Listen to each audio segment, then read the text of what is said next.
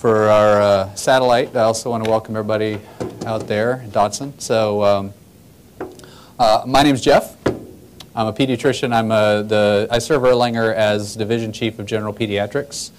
And I have about 7 years of applying lean methodology in healthcare settings. And I became so crazy about it that I spent a lot of my own money to get a master's degree in operational excellence at Ohio State to learn more about this concept and get a black belt certification and all those good, wonderful things. Just as a quick, and Sonia will introduce herself when she comes up to her part of the talk. We're tag teaming a little bit. We're not going to be able to share with you everything that we'd like. We're just try to give you a orientation to standard work in healthcare. And so my part of that is to provide a little bit of a background of what lean is and how it's evolving in healthcare. And then you'll get I think the best part from Sonia as she discusses standard work. First of all, anybody out there already have experience applying lean concepts either in healthcare or in other settings? We do have anybody amongst residents, because we typically have former engineers amongst residents or people who've come from industry who decided to totally change their lives and come into healthcare. So really not much familiarity. That's fine. That's fine. This is really a 101 kind of a talk. So I think we shouldn't run too far ahead of you. So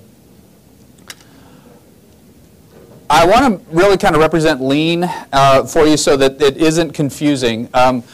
Lean is connoted with cost reduction, and that is not actually what it's about. So I want to make sure everyone understands that. Cost reduction is more of a byproduct of lean applications. It is not the goal. And if you think about cost reduction, you tend to poison processes a lot. So the real concept is to make things better. All right? And so the idea of standardizing, the idea of focusing on process is really about looking at what you do from the perspective of your customers and trying to orient your work toward those goals rather than orient them to your constraints or other problems. So what we want to think about is looking at our work, seeing what parts of our work are adding value to our customers, standardizing those things, and removing the things that aren't providing value. Makes sense. We talk about that in the form of waste reduction. Anything that isn't value added is wasteful. And so from a lean perspective, that's about as black and white as it gets. Now there is some gray in the middle, and we'll cover that ground in a short bit. Lean focuses on processes that are important to the customer. One of the best things you can do for people who do work every day and do a lot of work every day is to not ask them to do stuff that doesn't matter. It doesn't matter to their customer. That's one of the beauties of lean applications in complex businesses. And we want to foster this culture of trying to identify opportunities to reduce waste throughout the business. So everybody is part of the team, and everyone can identify an opportunity, and all ideas are worth considering. History of lean. So lean goes way, way, way back. So back in the days of Ford and the assembly line and the industrial mass production model, there were actually early pioneers in thinking about processes and process control, which evolved into a capability to manage work in a way to make it more productive. Now, in order to do that, we actually had to depart a little bit from the mindset of mass production. It's important that we don't equate lean and mass production because they are very, very different. Anybody, I want to kind of point out this Ford assembly line, a very American thing, Toyota production system emerged in Japan. There was just like this big event that involved these two nations kind of between those dates. Anybody recall what that was? Yeah, World War II, right? So in the midst of World War II, as we're trying to ramp up production in the United States so we can support our warfighting effort, guess what we had on hand? Too little of everything. We had too little materials. We had too few factories. We had too few people who had experience in manufacturing.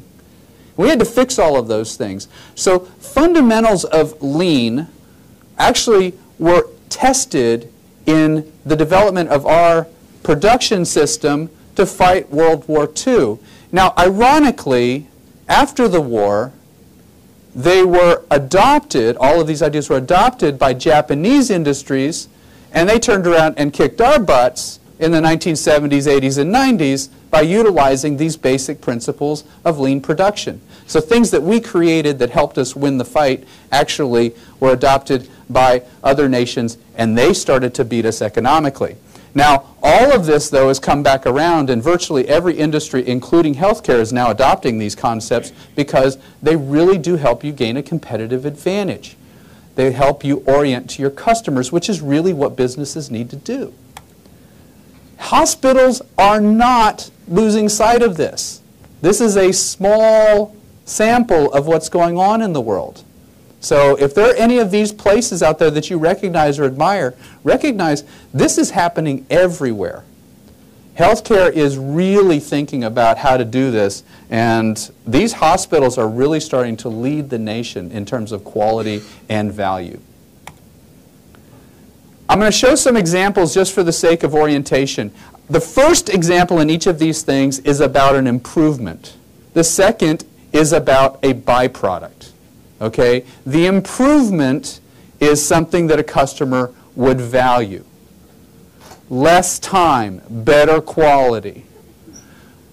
The side effect is costs or revenue changed in the right direction. So the focus on serving customers better has the side effect of reducing your costs and or improving your revenues. Isn't that awesome? So I don't want you to think of cost reduction when you think lean. That's the wrong mindset. The right mindset is faster, better, I should say easier, faster, better. Easier, faster, better. Those concepts are orientation for every process. If you can make a process easier, you can make it better, you can make it faster, doesn't it become cheaper? In most cases it does. And customers don't want to pay any more than they have to. Major competitive advantage. Lean is a set of principles upon which systems are created to apply those principles, upon which tools are created to support those systems. If you don't understand the principles, if you're not focused on that, then you really lose sight of what the whole thing's about. Lean organizations don't lose sight of their purpose. They're there to serve people, their communities, in a certain way. That's what they're about. In our case, it's a focus on patients. It's a focus on designing our care systems around them. Lean is focused on people, starting first with respect for all. Not just your customers, but every employee, everybody, even your suppliers, everybody involved. You start from a position of respect. You try to make them better. Now, when I say everybody, I mean everybody from the C-suite on down. Changing to a lean mindset is not easy. So, respect for all and developing people applies to everyone in the organization. Process. The orientation to process simply gives us the levers by which we can adjust what we do in the direction we want to. We want to be better able to supply the needs of the people we serve. That's our purpose. And we want to empower the people who do the work with the best ways of doing that work. So problem solving truly is the glue that ties it all together. Everyone in a lean system is a problem solver. We deeply respect their expertise. Whether it comes from the person who does the cleaning, who knows that work, or the person who does the phlebotomy that knows that work, their expertise is important, and we want to capture that expertise as we improve our processes. We don't ever want to ignore it. That's why lean is a frontline sport. It's something that involves the people who do the work. So in pediatrics, I harass residents. What is your idea? How would we change this? Epic really just pulled the rug out from under us. We've had to totally change how we approach some of the things we used to do on paper. Who is doing that work? The people who do it. The residents are actually redesigning that work. Let's think about value streams. Value streams is just generically speaking the way we take raw materials, turn it into the product the customer wants. Okay? Now in healthcare, raw material is often information. It's what you already know about disease. It's the information supplied by the patients. And you're cobbling all that together to make a diagnosis from which you have a treatment plan which results in cure or improvement. That's the concept. A process that works takes a raw material, in this case, raw material A, turns it into D, which is what the customer ordered. If the process does that seamlessly, easily, customer's happy, and you have the best profit. We call that a functional process. However, there are some things that can gum this up. Let's say worker 1 is new and not fully trained. Does that ever happen in healthcare? It happens all the time, right? It happens all the time. Not just here, everywhere. People are put in positions and they're not fully trained in the work. They're on a learning curve. Well, worker 1 does what worker 1 thinks is right with A to turn it into B. Job done. Worker 2 takes B and inspects it and says, something ain't right. Now worker B takes a little extra time to fix the product of worker 1. Turns it into the right kind of B, moves it on through, and guess what you get? A happy customer, but what have you done to your ability to develop a margin? You've spent more money for the same endpoint. So a poorly trained person, or someone using the wrong standard work or not very good standard work, can result in waste, which translates to your bottom line. Doesn't necessarily have to harm your customer. What about the situation where there's a material problem? You've been shipped A, don't know there's a problem with A, and you send it on through the line. Now the customer may experience that defect because something ain't right. And they're going to kick it back in the form of a complaint or a return, and you're going to burn through a lot of your time and capital trying to recover that. And you can turn what was once a positive and profitable experience into a very negative and costly one. Think about the situation where worker A is doing stuff that isn't connected to the customer at all. Just creating stuff. Hey, your job is to create a lot of B. So they're going to burn through as much A as they can and create a lot of B. Job well done. That works on through. Again, you're going to develop a perfectly fine product. Customer's happy, but you've got a lot of waste sitting there in a stack of B. You got a lot of your money tied up in that. Now this happens in healthcare all the time. We create stuff all the time. We order unnecessary tests. We order tubes of blood in case we need to do a test. We do this all the time without even thinking about it. So defining value is truly an orientation to the customer. In our case, the patient. But I also want you to be oriented to the customers you have internally. When you order something of a nurse, how you frame that order is important to that nurse in terms of what's supposed to be done. When you order something from a radiologist, how you order that is incredibly important to the radiologist. They're your customer. And they're going to turn around and supply you with something in the form of a result that you need to do your work. So there are internal and external customers. You have to be oriented to value across that whole value stream, just like in the previous examples. If you do something that's defective and pass that on, the next person has to work harder. All of that matters in the context of delivering value to customers. Actively transforming something into something else in alignment with your customer's needs is functionally what we're all trying to do. And I don't care what business you're in. I don't care what service industry you're in. That's what you're doing. That's what you're paid for. This is applicable to anything you might choose to do in your lives, including your laundry. Truly. So it's fun, it's interesting, it's engaging, but it is hard work. So value-added activities, as I've said before, are those things which add value in alignment with what the customer expects and will pay for. Now there's a lot of stuff that unfortunately you can't get rid of in processes that is necessary even though if it doesn't necessarily produce value.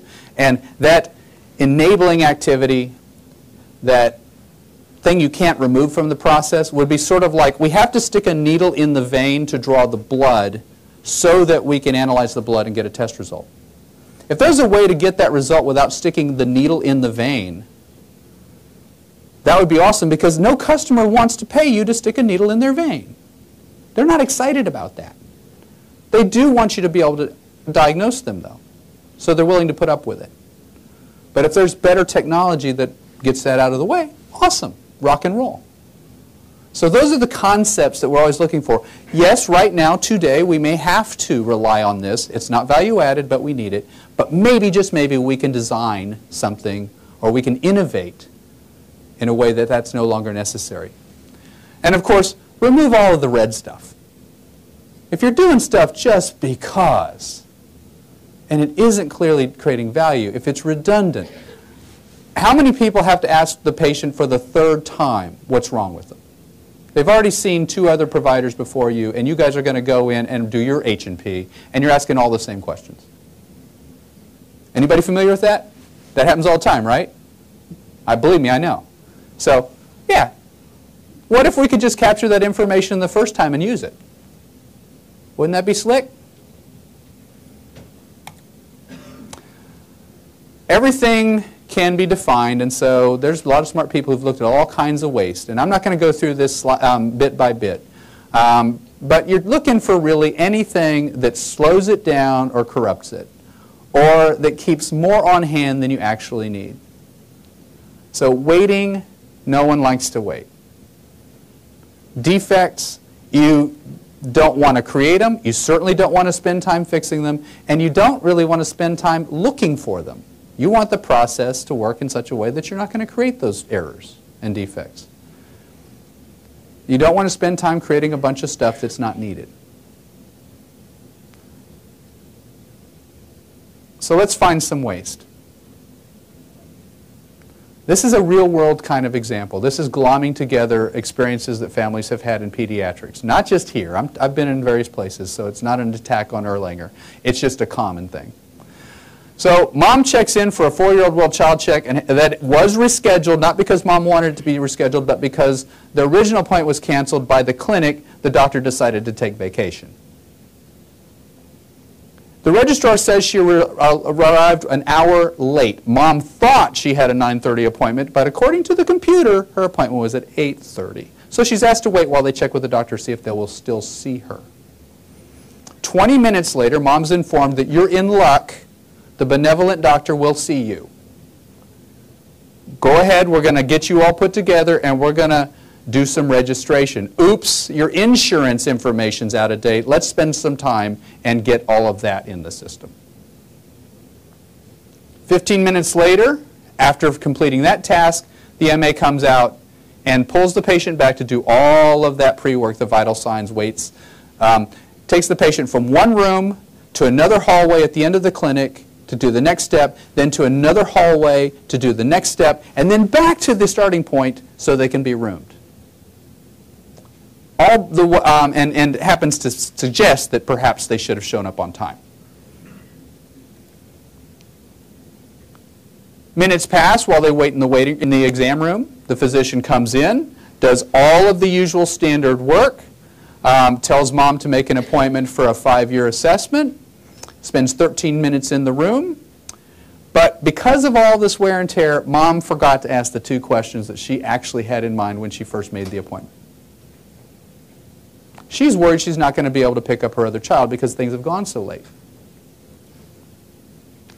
15 minutes later, the LPN comes in to do immunizations, apologizes for the extended wait, saying that could not find the vaccine information sheet necessary for one of the vaccines. Had to go print it. In going to the printer, found there was no paper in the printer, so had to go to the back stock room to find paper, bring it back up front, and put it in the machine, print the paper document, and come back in. And he mumbles, why haven't they put the paper where the printer is, like I suggested last month?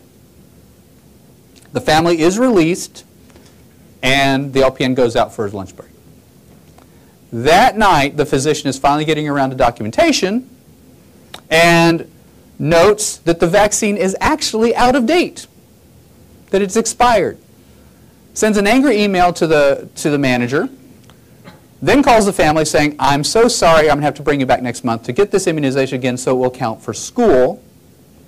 And meanwhile, forgets to document an important physical exam finding from the exam earlier that day. Now, all of these can and do happen. The value for the customer was the time they spent with the physician. Value was, and there was required steps like getting vital signs and those things. They also had the value of getting immunizations for prevention. But look at all the waste tied up in a 2-hour time frame for what amounts to basically 20 minutes of value. That's every day. This is why healthcare really is starting to pull this information in.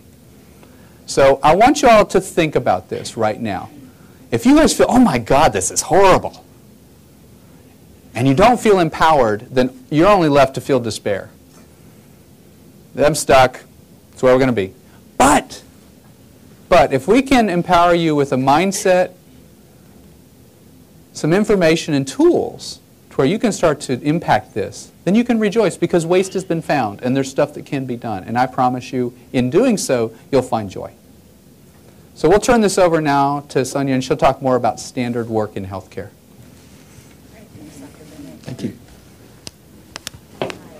Good afternoon. My name is Sonia Reed. I'm the Process Improvement Director, and as Dr. Bennett said, we're tag teaming. So we're going to just pick up right from where he left off in his presentation. And so he asked the question, what do you do? So you have these problems. You face these barriers every day as you care for patients. You're spending time looking for things. You're spending time on broken processes. So what can you do to fix that? So there are many lean tools that you can use, and I'm going to briefly introduce you to all of these, but we're going to focus on standard work. So when you talk to your peers at other facilities where they have lean implemented and they mention these, you'll be familiar with them. So one of the tools that we can use is 5S, and that's an organizational tool. And it's used in workspaces, so if there's a workspace that's cluttered and it's not arranged in a manner that makes the work easy, although we've gone to Epic, you can imagine there's still forms that we use. So if those forms aren't placed in a right location, if the workstation, the computer, isn't placed in the right location for work, you can use 5S to rearrange that workspace. It's very beneficial for supply areas and medication rooms. Employees or staff often spend time looking for things, and they go in a room, spend several minutes to realize this isn't even stored in this room, or we're out of something. So 5S is a good tool for that. Visual management is simply using tools to identify there's something that needs to be done in the process. So that could be we need to go into this patient's room and do their vital signs, so we have a visual indicator. It could be a tape on the floor that says this is where this equipment goes. That's very helpful because it lets you know this is where it should be stored. It also lets you know when it's not there. So that's what visual management is for. And we also use them for metric boards or huddle boards or visual management boards to communicate to everyone the metrics that are important for that day. 5 whys and cause and effect diagrams go hand in hand. It's a brainstorming tool. So if you have a problem, if there's an event that's happened, a patient safety event, and you want to get to the root cause of that, you can use a cause and effect diagram or a fishbone diagram to brainstorm with the group to identify root causes and prioritize them.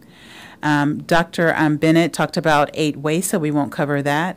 One other thing in the interest of time that I want to cover is Gemba, and what we mean by that is going and seeing where the work is done. So as leaders in the organization, if there's a process and someone tells you, this is why this process isn't working this way, these are the steps we follow, it's really important to say, hey, let me go out to the process and see it with you. Let me see how you do the work, because sometimes the person telling you how to do the process may forget a step.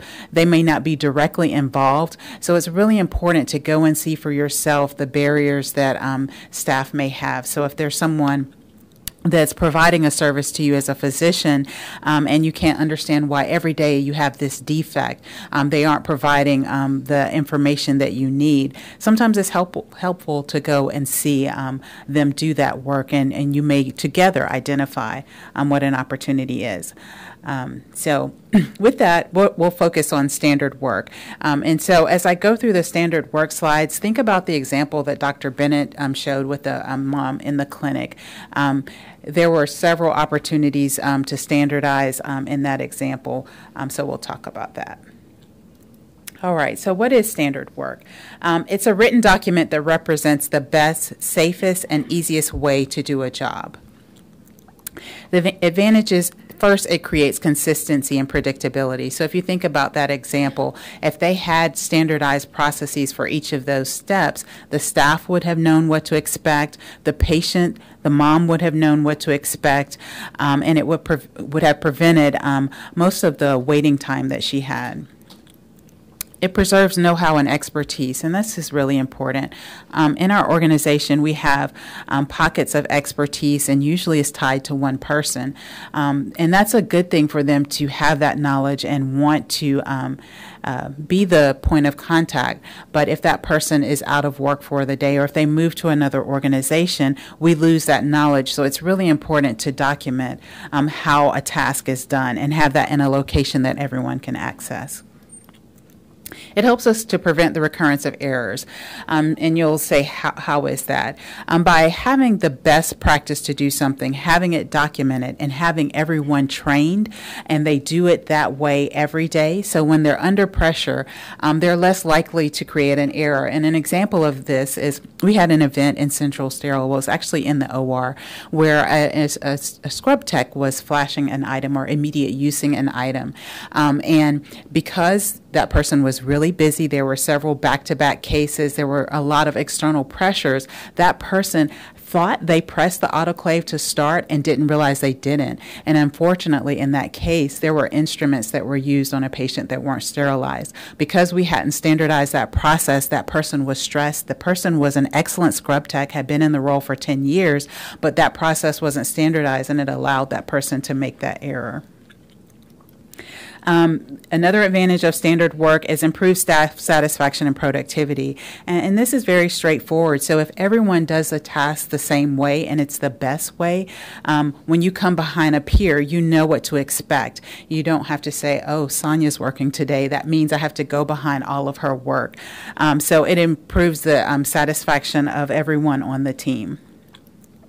And of course, it improves patient and of course your satisfaction. The patient knows when this provider goes in the room, this is the information that they will give me, and they don't have to worry between providers that they won't have the same level of care. Okay, so what is standard work?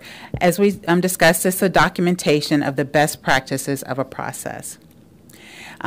When we're on the floor, so when we're talking about the front line, sometimes we include photos and drawings to help them to, again, that visual component, to help them see these are the steps that I need to follow. It ensures that the work is performed the same way each time. It's developed with employees. That's really important. So my team, when we go and help people develop standard work, we don't say, this is how we feel you should do the process. They're the experts. We're there asking them how they do each step, asking several people over several shifts so that we can develop the best practice. And it's posted visibly when we have space. And so the benefits, so if you're thinking about from a physician, so you're like, my work varies from day to day. How does standard work benefit me? If an organization has standard work, one of the benefits from the physician perspective is laboratory results are reported accurately and in a timely manner. When you need outside records, if we have a standard process for that, for them to be delivered to the health system, that means you would have your records available in prior consults. It wouldn't delay the care for the patient. Medication refills are ready for signing, and checking for allergies would be a benefit for physicians. Checklists for pre-surgical authorization and registration. So back to that central sterile or that sterilization example, because we didn't have the checklist and standard work, that impacted everyone. It impacted the surgeon who was providing the care. It impacted the patient. Thankfully, after testing, there was no lasting harm. But if there was a checklist in place, several defects would not have been created. So these are just a few examples and others of how standardized work can help from a physician setting. So as you're going through your day, and if you come across a process and you feel like this could be standardized, or I'm always having to do this workaround and it's preventing me from spending more time with the patients, it's something that you could maybe reach out to the service line leadership in that area to discuss standard work, or because we're just talking about this in the organization, you can reach out to our team and say, hey, this is a process. I really feel like it would benefit from standard work. Do you mind coming and going to the Gemba with us to see this process and help us develop that? So, again, we've talked about this, the benefits. The processes are formalized and documented. They're written so that anyone can follow them. It's a tool or a guide, and usually they're in the form of checklists. Okay? So, at this slide, I'm going to actually ask Dr. Bennett to come back up and help me with this. But before we get to this, when we think about standard work, who do you think should have standard work? Anybody want to? When you're thinking about the organization, all of the roles that we have, all of us play a part. Who do you think should have standard work? Should it just be the front line, or?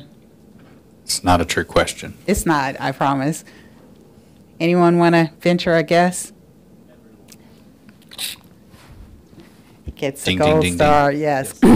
So this slide is one that we use when we do lean training for the administrative level. So it kind of gives a feel for, from the top down, how much of their work should be standardized. So when you're thinking about executives, an example of standard work would be each day or twice a week or once a week, I go and round. I go and see the frontline staff, how their days are going, what barriers do they have. I go and talk to patients. So that's an example of standard work. And of course, when you get to the frontline staff, most of their work should be standard. There should be very little variability in how they provide care. So what I wanted to ask Dr. Bennett was to speak to from a physician's perspective, because your work is different than an administrative role, how standard work might benefit you. So, Dr. Bennett? Okay, so I'm a pediatric hospitalist, so my standard work is usually front-loaded in the day. Spend a lot of time on the unit with the team, seeing patients, discussing plans, getting plans in the system. Now, there's other work that's also around me. So in order to make sure that everything happens and I don't create a big backlog of work, it's important that I am oriented to getting things done as soon as possible. So I think about my customer. Some of my work is going into my Epic inbox. So as I roll into my office in the morning, one of my first stops is my Epic inbox. I can sign orders. I can review some things that will orient me to the day ahead. And so if I start my day that way, I'm not holding anyone back. When you guys have admitted patients overnight and your admission orders need to be co-signed, that patient may already be ready to go home. This is pediatrics. That happens all the time. If I haven't co-signed that admission order, you're stuck. I don't want to hold you back. So my standard work starts with inspecting my inbox and clearing it to the extent that I can. I also look for eSafe reports that have occurred in the last day. That orients me to problems that might be occurring on my unit. So my other role as a medical director is to be aware of those things so I can partner with staff in order to understand why those things occur. So that's part of my daily standard work. When I go to the unit, my first question is there a patient that urgently needs care? This is a deteriorating patient. This is a patient that somebody is worried about. It doesn't have to be the nurse or the doctor. It could be a parent. It doesn't matter who it is. Anybody, if worried about, that's my starting point. The next patient is someone who's just waiting to get out. Can we help that person go home safely? And then the third is everybody else. By orienting myself that way, I can help the team get through the things that are easy and quick or the things that are causing them a burden. The next step is to go see all of the patients, but as we do so, we start to accumulate to-dos. So an orientation to standard work where we do our to-dos now rather than wait for later. So put in those orders, make that consult call. Don't leave that patient's activity until you finish those jobs. If I'm calling a consult at 9 in the morning or 10 in the morning rather than at 1 in the afternoon, what's the probability of getting service? I'm not holding anybody back. That's the concept. So standard work applies to everything I do every single day. If I start the day well with standard work in mind, my day ends well more times than not. That's why it matters to me. All right. Okay, so with that in mind, again, I guess the talking points that Dr. Bennett just shared, but also just thinking about, as physicians, you're leaders in the organization. So to his point of having those set routines that helps the organization move forward, and our ultimate goal is to provide excellent patient care. Dr. Bennett hit on that, the second bullet, so I won't go over that. But I will hit on the benefits. It helps us with strategy. So one of the things that I think Dr. Bennett mentioned is maybe part of your standard work is attending a huddle. Maybe not every day, and I'll let him speak to that more if he would like. But again, being involved with the staff, if you feel it's appropriate. Some huddles I know are focused more on specific nursing tasks, and they may not be appropriate. And we're working with the organization to make those huddles more inclusive, and Dr. Bennett can talk about what they're doing with PEDS. But if that's appropriate, starting your day with a huddle, because you'll get information from that forum. We've already talked about going and seeing, going to where the process, where the work is done. So if you can incorporate that in your day, I know you're very busy as residents, or at least I'm told that that's the case. But there's so much to be gained, especially if you're investigating something or there's an issue to observing the process. And then at the end of the day, so if you start your day off, like Dr. Bennett said, focusing on those items that need to be done, it makes your day go more smoothly. And then hopefully you have time at the end of the day to reflect. That's really important as a leader, to say, okay, these are the things that went well. What do I need to focus on tomorrow so that I'm even more efficient in taking care of my patients? So before I go on to the next slide, did you want to add anything, Dr. Bennett, with respect to huddles or end of the day reflection? No, I think huddling is something that we kind of do innately, but we don't formalize very well. So you kind of meet at times. Your handover is a huddle, beginning and ending the day. It's meant to supply the next group with what they need to be effective and efficient in caring for patients. It's meant to be efficient in its process, not allow backlogs to build while you guys are hanging out together. It's meant to do all those things, and how well it does that is really a reflection of the standard work. Is the work supporting its goals? It's not really particularly well suited to be a social gathering. It's intended to be an efficient way of transferring information. So you guys can go back to your huddles, the ones that you're responsible for, and think about them through those terms. Does this serve my customer well? For unit-based services, there's a lot of people, different kinds of people doing the work. A complex system, nurses, doctors, therapists, EVS folks, everybody trying to work in tandem to make the customer's experience a positive one. Isn't it awesome if you guys can gather and chat about the challenges of the day? Think about, just celebrate something that went well and bond with these people that we all depend on so much. That concept, that respect for people element is really hardwired into huddles. That's the concept behind it, is that respect. Respect for each other's time, respect for each other's needs, and respect for the people you're trying to serve. So I think it's really a powerful tool. I would agree, and I would just add on, it's also a way to, as you're talking about the challenges that you have, it might be a way to identify this process needs standard work. So if you're talking about an issue frequently in your huddles, that's probably a process that needs to be standardized. Okay. All right, so this is just an example. I'm not asking all of you to go and develop standard work that looks like this. But this is an example of one of the administrators, one of the clinical administrators, developing standard work for their day. And really the goal, when you're thinking from the administrative perspective, and as you guys move into leadership roles, is how do I support my people so they can take care of patients? That's what I'm challenging the administrators to rearrange their day so that they can support their staff so they can give the best care. So this is something that they can use as a reminder. Some of them have this enlarged in their office as a visual reminder to say, okay, how did I do with the work that I deem standard? With that, we're finishing a little earlier, so we have time for questions. If anyone has questions about standard work, how it applies in a resident setting, if you have general questions about Lean or others. Don't all speak at once. By a show of hands, did anybody learn anything today? Okay, great. All right. By a show of hands, do you think what you learned can be applied in what you do? Okay. By a show of hands, who thinks they need permission to go back and apply what you've learned to what you do? Good.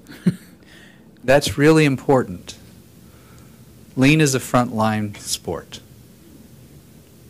You all should, every one of you, feel empowered to value the expertise that you've developed, but also lean on the expertise of others and try to improve the work. Make it easier. Make it better. Make it faster. Don't worry about cheaper. That just happens. You can do this too. Dr. Court had his hand raised. Well, I just think that there are probably a couple of examples that you guys could give. You talked a lot about standard work, but even with 5S, or talk a little bit about maybe some of the work you've done in the adult emergency room, or with even up in the NICU in the storage area. Just Okay. how simple as rearranging where things are. Right. Dr. Court was asking for real-world examples here at Erlanger about how some of the projects have affected frontline areas, and he brought up a couple of examples. And Sonia's worked with these, so I'll let her speak to them. Right, right. So let me talk about the standard work one first, and then I'll get to the NICU. So I think, so standard work, if you can't tell, is my favorite. The example of the medicine service line. So I don't know if everyone knows, and I should have said that in the beginning. So as we introduce Lean to the organization, we're learning as well as the best way to provide the information so that it's useful. So Ted Nelson, the clinical administrator for the medicine service line, has allowed us to train and learn from his team. And the standard work that we've developed for Ted, for his directors, and his CSLs, I think are a great example. So one of the key things we've asked them to focus on is trying to make time to round. And when they do it, they usually say it takes a long time. I don't have time in my day. But they also say that they learn a lot.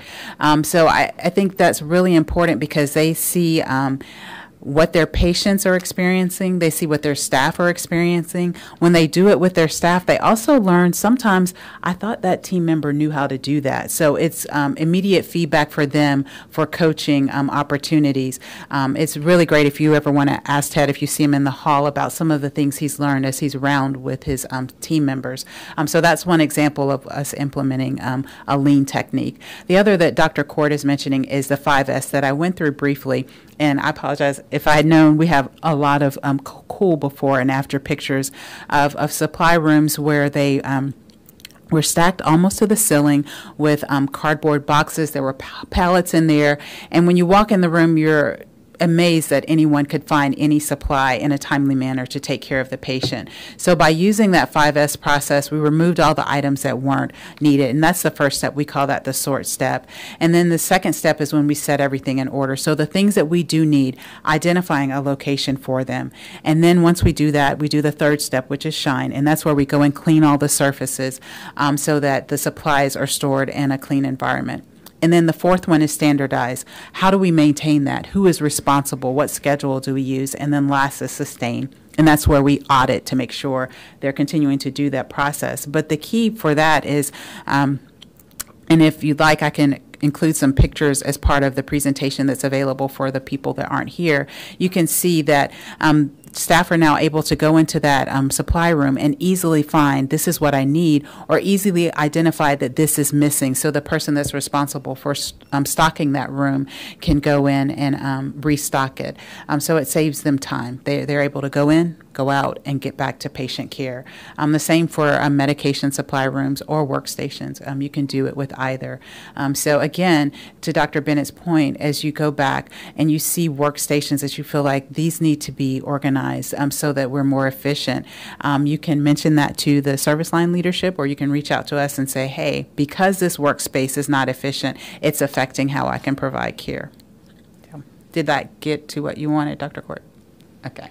And if you guys think about it as you go through, your days, if you open up cabinets and drawers and you find what effectively looks like that junk drawer in your kitchen, that's a pretty unnerving experience, especially if you need to find something quickly. So just having that drawer labeled with what's inside of it, opening that drawer and finding it's actually there and organized in a way that is easy to identify specifically the piece you need, and you don't have to search and hunt, that takes a big stress off your day. And if you multiply that by the number of times you have that experience each day, you can recognize the burden that it creates. Here's a junk drawer you may not be thinking about, your computer screen. Think of all the time you spend in front of a computer screen every day, both in your personal and professional lives. Think about how much is there that you really don't need. Think about what you actually do need and how hard it is sometimes to find it. Think about the instances where what you needed isn't working. That icon is broken or it suddenly disappeared. That's a death by 1,000 cuts. No one's going to die right now because you couldn't find what you needed right now on a computer, but it's frustrating. It just takes you off your game. All those little things pile up, I promise you. So the opportunity to eliminate the noise, the clutter, the unnecessary junk, can really release a lot of your passion, a lot of your joy, because you're making the easy stuff easy. And that's how it should be. Easier, better, faster. In that order, by the way. Okay? Faster can make it worse. It can make it harder. So they have to start with easier and better. But everyone here is imaginative, experienced, and can play a huge role in little bitty steps to make the whole thing better. So I'm glad we had an opportunity to spend this time with you. Thank you. And I'll be very disappointed if I don't hear from some of you about standardized processes. Thanks. You're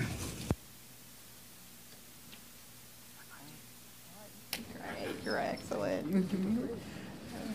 I mean, yeah. Let's do this again. Yeah, I was like, Dr. Bennett is good at this. I like it. Thank you both so much. That was great. I really appreciate it. If you say that too much, I may recruit you again. I was like, I'm hoping you he's will. in his I'm habitat. hoping you will. This I was is like, this he's gives in me a his lot of joy. habitat. Well, I hope that so the GME office gave us 5 spots this year in HPP to do quality talks, and so hopefully it'll continue on. Well, we could develop a lecture series or something if this is something you want to repeat, and we can evolve it maybe into more complex topics and concepts. There's even an opportunity to create some workshops so that we can do some hands-on tactile kind of learning. So kinesthetic is always fun. Is there a form that they fill out? Well, I was going to add, so the goal of CME is ultimately to improve everything as well. So we might work with y'all more for any workshops or something. To provide credit. Yeah, we have an evaluation form. We got about 30 of them. Do you want us to send the feedback to you? Right. Love that. That would be awesome. And we ask them if it's going to, if they'll make no changes, if they'll make minor changes, if they'll make major changes. Sure. Other Sure. measures. Absolutely. Do they have an opportunity to supply other topics they're interested in, or how they would want to go to another, another topic within this concept? We're always listening. The Office of Okay. GME is always listening to all Okay. people that are here, our residents, which is GME, Graduate Medical Education. So it gets a little different because that gets into Pam Scott's area, Sure. graduate and then medical Okay. student education. If we can open a pipeline that really invites us to what they want or need, that would be great. Sure. Yeah. And I think Dr. Ford and Pam Scott are probably the keys for that because they're most in tune with what resident.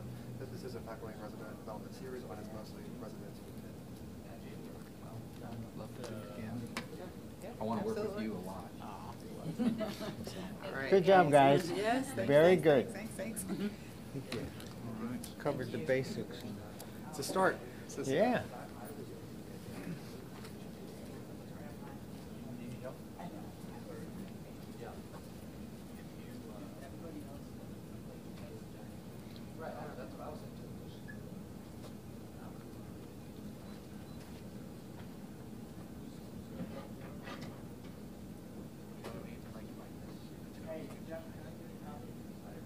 Oh, of course. Absolutely. Yeah, I'll just shoot by email to you. They're mostly.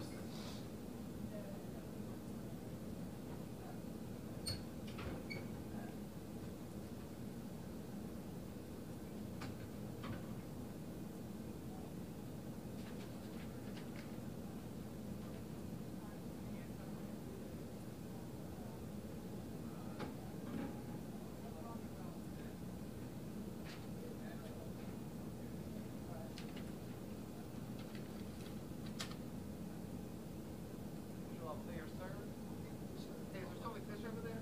Yes, there is. Okay. So you want to grab some? Fish and rice. Okay. I'll grab some if it's okay. Yeah. They've all mostly left. There's some sales type people in there waiting. Yeah. Yeah, we'll try to sell. I'll Yeah,